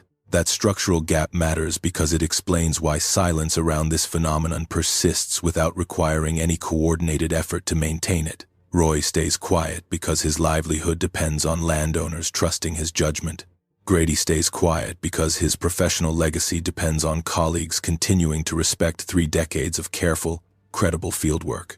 The retired bus driver stayed quiet for 15 years because a school system employee who claims to have seen an upright canine creature cross a rural highway is a school system employee who becomes the subject of jokes rather than serious conversation. Each of these silences is individually rational, protective, and completely understandable. None of them requires a conspiracy, layered together across dozens or hundreds of witnesses experiencing the same calculation independently. Across decades and across an entire region, they produce something that looks, from the outside, exactly like suppression, without a single person anywhere ever having decided to suppress anything at all. Roy carries a different version of the same calculation. He is still working, still dependent on landowners across 4 counties, trusting his judgment enough to hire him onto their property alone, unsupervised, to make decisions worth tens of thousands of dollars about what gets cut and what does not. He has run the numbers on this more than once, mostly late at night, when sleep will not come, working through exactly how much of his current client base would evaporate if even a fraction of this story reached the wrong ears in Fannin County. He estimated for us, reluctantly and only when we pressed, that he currently works for somewhere between 8 and 10 regular timber buyers and land management firms across Fannin, Gilmer, and Union counties. A client base built 1 referral at a time over 2 decades, each relationship resting on nothing more solid than the accumulated weight of every prior job done competently and quietly. He does not believe all of them would drop him if the story got out. He believes some would, enough to matter, enough to threaten the mortgage on the house he and his wife have owned for 15 years, and that calculation alone, set against a story he cannot prove, and a body that no longer exists to back it up, has been enough every single time to keep him from picking up the phone and calling anyone beyond the small circle who already know. A timber cruiser who tells people he found a Dogman carcass on a client's land is a timber cruiser who does not get the next call. He has told this story to almost no one outside his wife, Grady, and the handful of family members close enough that keeping it from them felt worse than the risk of telling them. He asked us, more than once during our conversations, not to name the specific tract or the specific landowner, and we are honoring that, the same way we are honoring his request to change his name. The geography of that stretch of the Chattahoochee National Forest deserves its own close examination, because the terrain itself explains a great deal about why a breeding population of large, elusive animals could persist there, undetected for as long as it apparently has. The Cohuta Wilderness, immediately west of the Cove Branch drainage, covers close to 37,000 acres across Fannin, Gilmer, and Murray counties, and together with the adjoining Big Frog Wilderness just across the Tennessee state line, it forms one of the largest roadless blocks of forest in the eastern United States, outside the Great Smoky Mountains themselves. The terrain inside that block is steep, cut by narrow drainages, and covered in second and third growth hardwood forest that has had close to a century to mature into dense, structurally complex habitat since the last major logging era ended.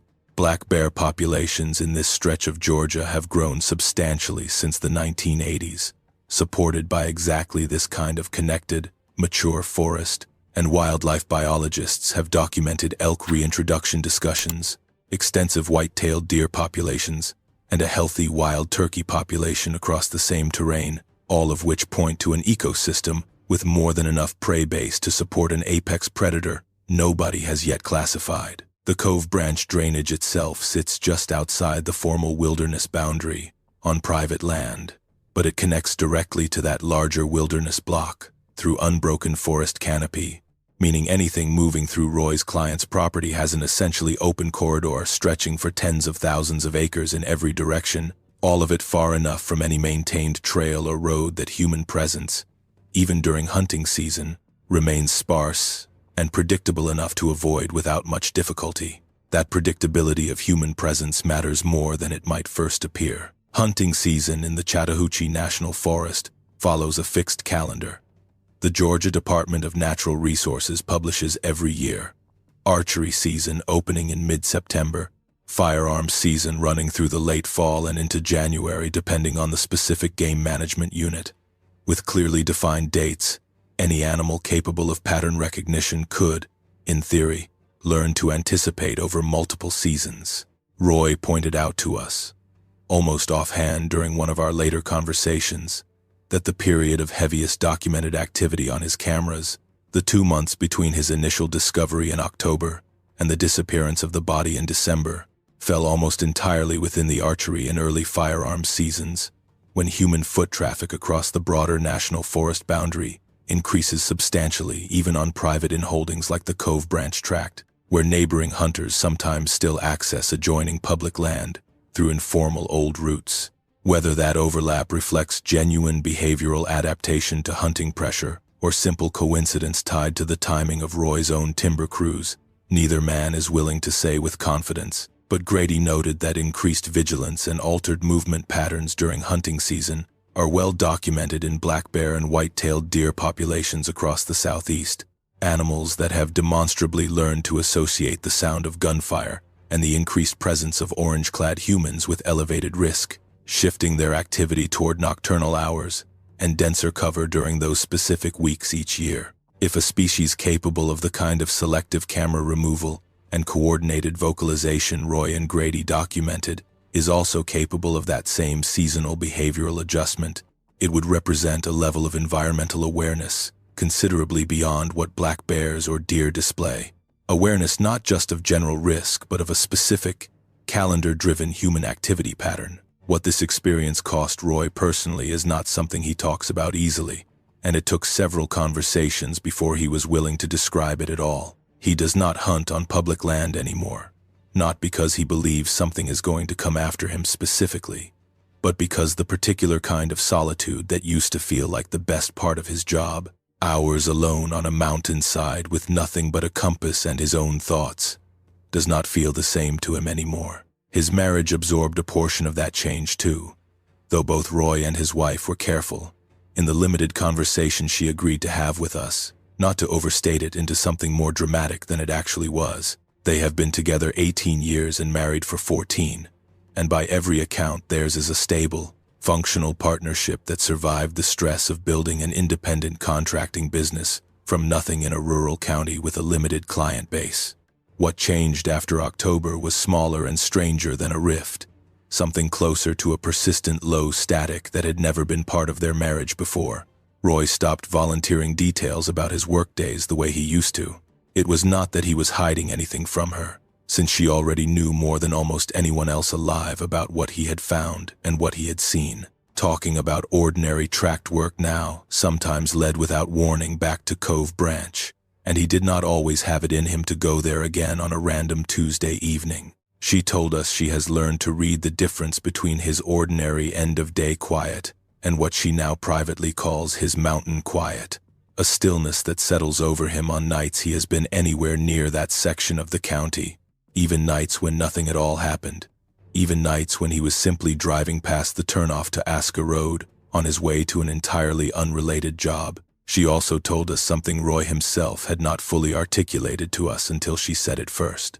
In the months since November, he has started arranging his contract schedule, without ever discussing it directly with her, to avoid working alone on remote tracks during the specific hours right around dusk, the transition window Grady's professional experience and Roy's own two encounters both point to as the period of highest activity. He finishes his field work earlier now, drives out while there is still comfortable daylight left, a habit that costs him working hours during the shortest days of winter and that he has never once explained to a client, because explaining it would require explaining everything else. Grady, for his part, has continued the informal consulting work.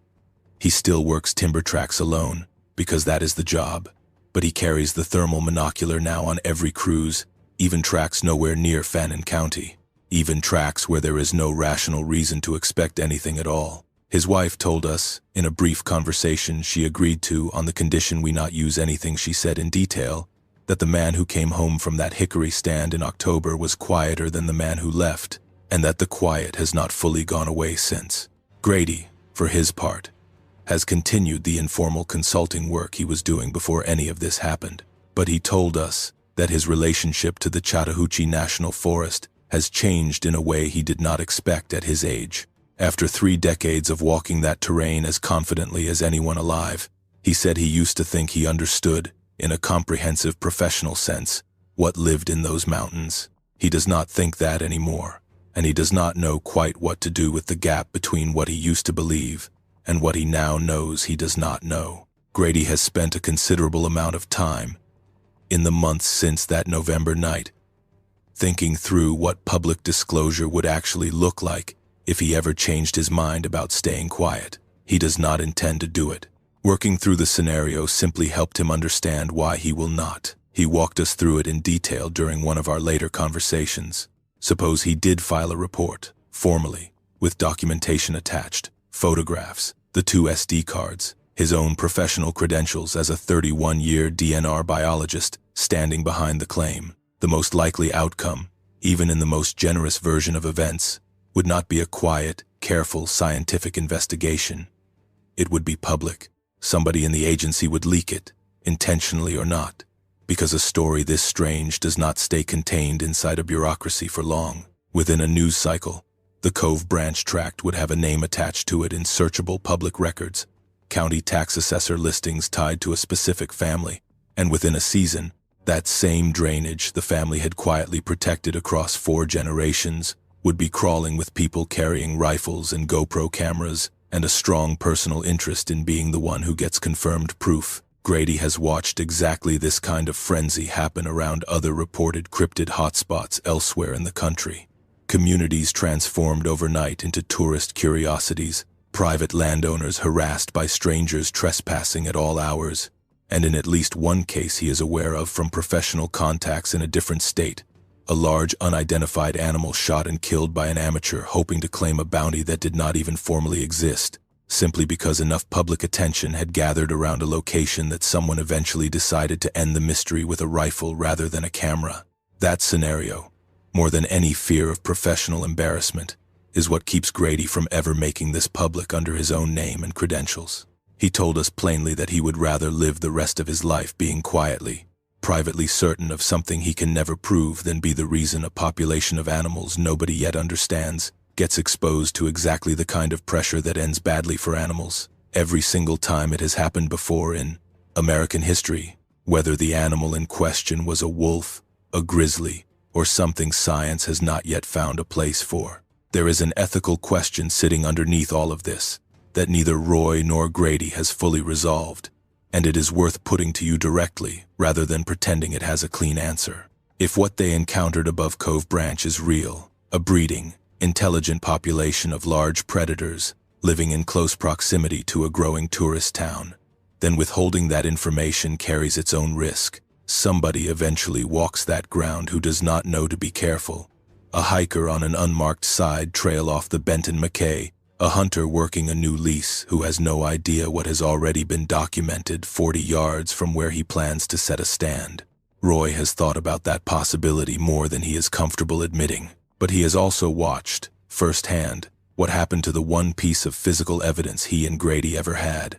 Watched it disappear cleanly from a tree fork in the space of a few weeks, and he has come to believe that whatever is out there has survived this long specifically by remaining undocumented, and that dragging it into public attention, hunters and thrill seekers and camera crews descending on 100,000 acres of connected wilderness looking for proof, would end badly for creatures that have, in every documented interaction so far, chosen retreat and observation over confrontation. It is worth stepping back at this point and looking directly at what the accumulated behavior across this entire case actually implies about the intelligence involved, because up to now we have mostly described individual moments in isolation. The camera removal, the standoff, the vocal exchange, the disappearance of the body, without stopping to consider what they add up to when you look at them together as a single continuous pattern of decision-making. Consider the sequence in order. First, a deceased individual is placed, deliberately and at some cost of effort, in an elevated position rather than left on open ground, a choice that separates it from ground-level scavengers and keeps it, at least temporarily, out of easy human sightline from any nearby trail or road. Second, when a camera is introduced that specifically documents that placement, it is removed within days, while an identical camera pointed at a different subject, the general game trail rather than the body, is initially left untouched, showing an ability to distinguish between two nearly identical pieces of equipment based on what each one was actually recording, rather than simply reacting to the presence of technology in general. Third, when a second and then third generation of cameras are introduced, including one deliberately concealed well enough that a trained wildlife biologist judged it unlikely to be detected, the population's response escalates in a targeted way, eventually approaching the concealed unit directly and investigating it by touch, while never damaging the second surviving camera, even after presumably becoming aware of its continued presence over multiple nights. Fourth, when two armed human observers finally sit and wait in person, the population's response is not to avoid the area entirely, which would have been the simplest and lowest risk option, but to approach to a distance of 50 yards, hold a static observation posture for several minutes, and then withdraw, all while a second individual vocalized from across the drainage, in what both witnesses independently described as a structured, communicative exchange. And fifth, at some point between the October discovery and the December equipment retrieval, the original body itself disappeared entirely and cleanly, with none of the scattered remains that any actual scavenging event, by coyotes, vultures, or anything else native to that forest, would have left behind. Taken individually, each of these 5 data points could be explained away with enough creative effort, coincidence, misidentification, ordinary animal behavior stretched to fit an extraordinary conclusion, taken together as a single continuous sequence of graduated, apparently deliberate responses to an escalating human presence, They describe something considerably closer to strategic thinking than instinct. Grady, who has spent his entire career distinguishing genuine behavioral pattern from wishful pattern matching, put it to us directly during one of our last conversations. He said if this had been a study of black bear behavior and he had observed this exact sequence of graduated, targeted responses to human surveillance equipment over a 2-month period, he would have written a paper about it, and it would have been taken seriously by his peers, because the behavior itself, stripped of the species attached to it, is exactly the kind of sophisticated environmental awareness biologists document and publish about constantly in other contexts. The only thing standing between this sequence of events and a peer-reviewed paper is the species performing it, and that, more than any single piece of physical evidence, is what convinced Grady this was not something he could simply file away as an unexplained afternoon in the woods. That restraint is the detail Roy comes back to more than any other when he talks about what he saw through that thermal monocular on the rise above Cove Branch. An animal capable of removing surveillance equipment with apparent understanding of what it was looking at, capable of standing 50 yards from 2 armed strangers in the dark for 4 full minutes without closing the distance, capable of coordinating a vocalization exchange across a drainage with what sounded, to a man who has spent his whole life listening to the woods, like actual communication rather than random animal noise, chose in every single instance to withdraw rather than engage. It had every opportunity, across 2 months of documented activity, to do something to Roy or to Grady, and it never did. What it did instead was recover its own dead, remove the equipment documenting its presence when it judged that equipment to be a threat, and otherwise leave 2 trespassing humans alone on a piece of ground it clearly considered its own. There is a broader way of thinking about all of this that Grady returned to more than once in our conversations, one that reframes the entire encounter away from fear and towards something closer to territorial recognition. He pointed out that every documented interaction across this entire case, the selective camera removal, the retrieval of the body, the 4-minute standoff, the coordinated withdrawal, points toward an animal population defending a claim to specific ground rather than hunting or stalking anything on it. Nothing about the behavior Roy and Grady documented resembles predatory interest in either man. It resembles, far more closely, the behavior of a landowner encountering a stranger, walking through a back pasture, cautious, assessing, ultimately willing to let the stranger leave, once it becomes clear the stranger is not there to cause harm. Grady told us he has come to think of what lives above Cove Branch not as a threat that happened to spare him, but as something that has occupied that ground, by whatever measure of occupation applies to an animal rather than a legal deed, for longer than the family that currently holds the paper title, longer than the state of Georgia has existed as a political entity, quite possibly longer than the Cherokee towns that once stood along the Toccoa, before removal scattered their descendants across Oklahoma and the Qualla boundary. That framing does not resolve the practical question of what, if anything, should be done with what Roy and Grady found.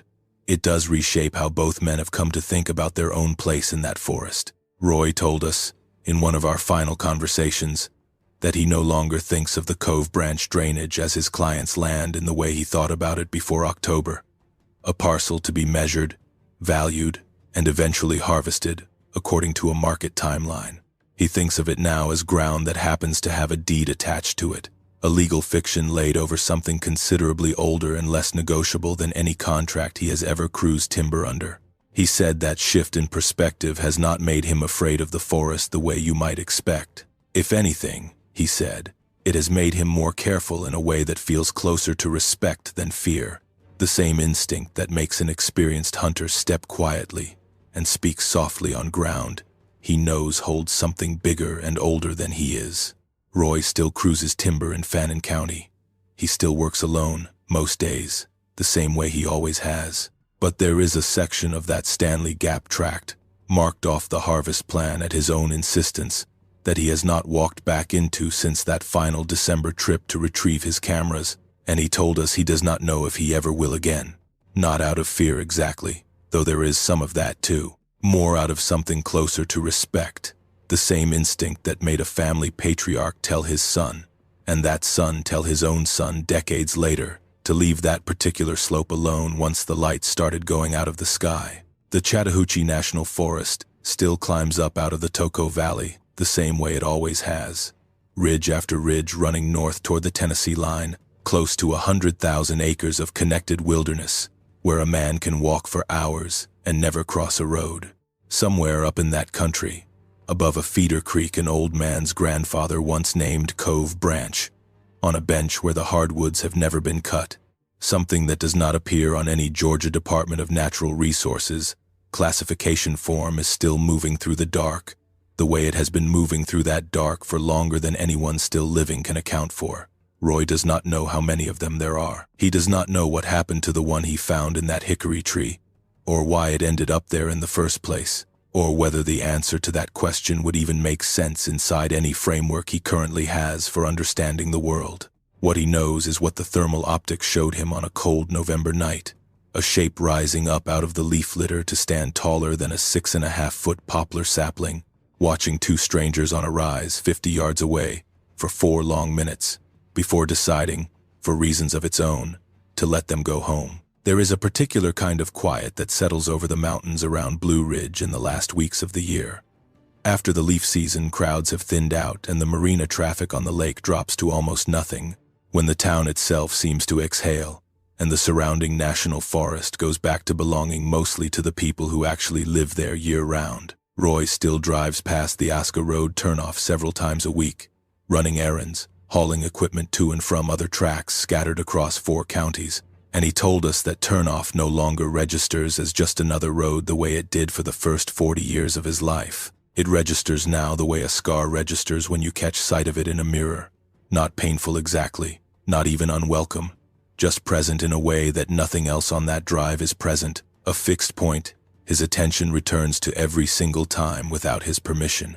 Grady spends more of his time these days on the kind of quiet, unpaid habitat consulting work that keeps him useful without requiring him to stake his name on anything controversial, walking properties for landowners who want advice on food plots and timber stand improvement, work he has done for decades and can still do in his sleep. But he told us that every time a client mentions unusual tracks, a missing dog, livestock spooked for no clear reason, a story about something a grandfather used to warn them off of, he finds himself listening more closely than he used to, filing details away the way he filed away compass bearings and diameter measurements for 31 years. He does not expect to find another Cove Branch. He simply no longer feels confident enough in his own certainty about what does and does not live in these mountains to dismiss anything outright. Whatever moved through that stand of hardwood above Cove Branch that October, whatever answered a call from across the drainage on a cold night in November, is still up there as far as either man knows, still using ground that a Cherokee family once called home before removal pushed them west along a trail that began not far from these same ridgelines, still using ground that 3 generations of one Fannin County family have quietly steered their hunting dogs away from without ever fully explaining why, still moving, patient and unhurried, through close to 100,000 acres of connected forest that has outlasted the gold rush, outlasted the timber boom, outlasted the dam that backed up the Toccoa into Lake Blue Ridge, and will very likely outlast every person currently living in that valley, including the 2 men who came closer than almost anyone alive to proving it exists, and who ultimately decided, standing at the edge of what they found, that some things are better left exactly where they were left, up on that north slope, in the quiet, past the point where the road stops being a road at all.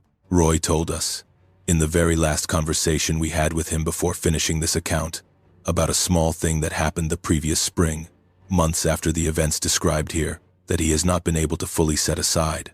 He was back on a different tract entirely, a routine cruise for a different client, several miles from Cove Branch, and with no reason to expect anything unusual at all. Late in the afternoon, working a compass line through mixed hardwood on a slope that backed up against the same broader national forest boundary, he came across a single set of tracks crossing a soft, muddy section of an old logging grade, tracks he did not stop to measure or photograph, because his first instinct, the one built from 20 years of habit, was simply to log it mentally as deer and keep working his line.